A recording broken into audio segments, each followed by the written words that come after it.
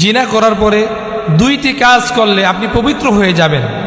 এমন দুইটি কাজ রয়েছে যে দুইটি কাজ করলে আপনার জিনার গুনাহ মাফ হয়ে যাবে।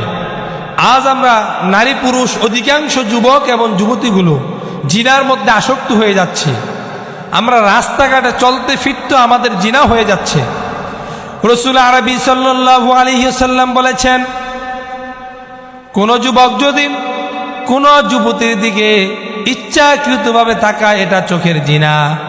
ওই যুবতীকে নিয়ে যদি অন্তরের মধ্যে কল্পনা করে, এরা অন্তরের জিনা। কোন যুবতীর দিকে যদি ইচ্ছাকৃতভাবে হাত আগিয়ে দেয়, হাতের জিনা। কোন যুবতীর কাছে যদি ইচ্ছাকৃতভাবে দেখার জন্য অবৈধ সম্পর্ক স্থাপন করার জন্য পা দিয়ে হেঁটে যায়, এটা পায়ের জিনা। এরকম করে আজকে আমাদের প্রত্যেক যুবক এবং যুবতীদের কাছে হাতের গুনাহ, পায়ের গুনাহ, চোখের গুনাহ, অন্তরের গুনাহ আমাদের দৈনন্দিন জীবনে হচ্ছে। যদি দুইটা আমল করতে পারি, আল্লাহ তাআলা আমাদের জীবন থেকে গুনাহগুলো মাফ করে দিবে, আর পক্ষান্তরে আল্লাহ তাআলা আমাদেরকে গুনাহ মাফ করে পবিত্র করে দিবেন।